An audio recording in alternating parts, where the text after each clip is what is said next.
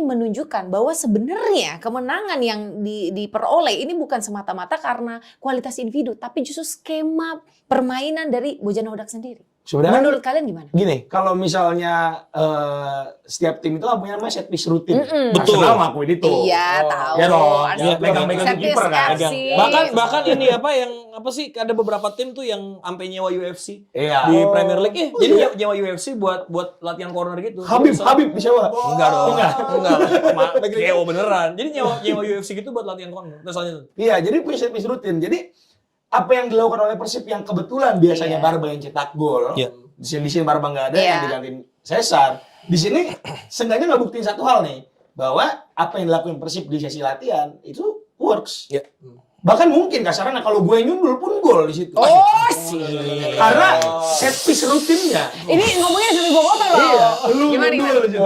Kameramen nyundul bisa. Emang setuju? Coba. Gue gak bilang gitu sih.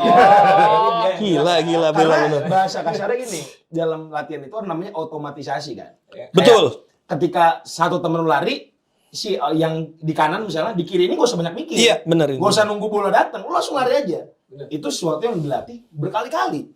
Itu yang dinamakan otomatisasi. Makanya jokes yang tadi gue bilang, pun gue yang nyundul di situ, mungkin bisa gol. Karena bukan karena gue dan Julio Cesar atau Barbanya, tapi momentum gimana caranya Persib ini latihan set piece itu udah dilatih berkali-kali, terbukti. Dan open play crossing ataupun set piece crossing itu kan bagian yang memang menanamkan prinsip serangan. Gitu kan. Kalau bola memang lagi ada di tim yang menguasai bola. Karena kan set piece juga kadang dilatih untuk kita yang lagi bertahan. Betul. Gitu. Itu yang dilakuin sama Schalke waktu itu buat naikin garisnya kan kayak gitu. Nah, menurut gua Persib udah melakukan ini sejak title race-nya ini semakin ketat.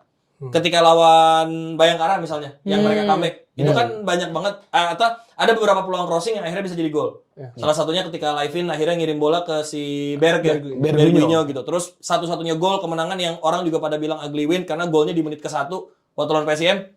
Itu kan juga dari set piece juga. Artinya sampai akhirnya di pertandingan penting lawan PSM Makassar. Artinya kan ini sudah terjadi berulang dan mungkin Boyan sudah memikirkan bagaimana ini menjadi satu konsep kemenangan yang bisa didapatkan seketat mungkin menghadapi lawan yang permainannya juga bagus. Karena Borneo FC bukan tim yang aji mumpung gitu loh. Ada di dua besar. Mereka bisa saja menyalip Persib kapanpun. Dan mungkin ketika main di Gelora Bumi Kartini ya Borneo memang apes saja gitu.